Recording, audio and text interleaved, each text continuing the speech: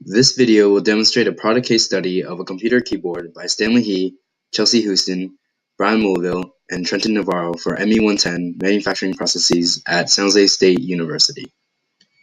In this video, we will talk about the manufacturing processes of different parts in a computer keyboard. Here, you can see all the parts we will be analyzing. The material for the keyboard housing needed to be rigid, possess a high strength-to-weight ratio, be heat, temperature, chemical, and stain resistant, and have a sufficiently low cost. The material for the keycaps needed to possess good dimensional accuracy, be scratch and wear resistant, and have resistance to stain and odor. The keyboard legs required high strength, impact resistance, and heat resistance while maintaining a low cost. Possible material choices include ABS plastic, PVC plastic, and PPT plastic.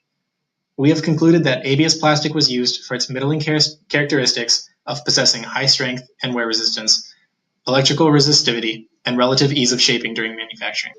Each part was made using plastic injection molding. This process involves a reciprocating screw, grinding and melting plastic pellets into a liquid form, and then injecting it into the mold.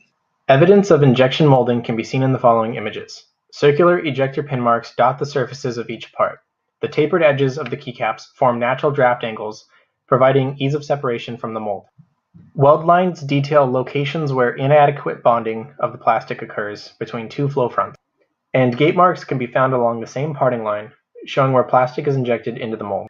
These parts could have alternatively been processed using compression molding. This process is similar to closed-die forging, where a punch presses the material into shape. However, this process is limited to simple shapes. These metal wires are used under long keys to ensure contact with the pressure pad underneath. The manufacturing process most likely used to create these is cold drying, the same process that is used to form paper clips.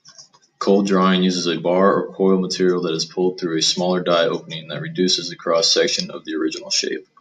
There are 3 different screw sizes used for connections throughout the keyboard.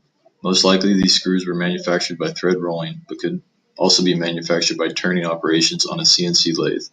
The size and form of these screws is an important geometric tolerance that determines if and how well the top and bottom housings of the keyboard connect. Thread rolling uses a cylindrical piece that is fed into 2 rotating or translating dies to cut the threads. It is a method of choice for high volume production. The PCB has multiple connections by wave soldering. The process utilizes waves of molten solder that attach metal components to a PCB. It is typically used in large-scale assembly line applications. This sheet initially used extrusion and then used rolling to achieve the ideal thickness without any resulting flash. These small silicone pieces were most likely compression molded in order to achieve a certain degree of quality at a high rate. This is evident in the flash and the consistent wall thickness. Since this piece was reliant on dimensional accuracy, either compression or injection molding would have ideally achieved these specifications.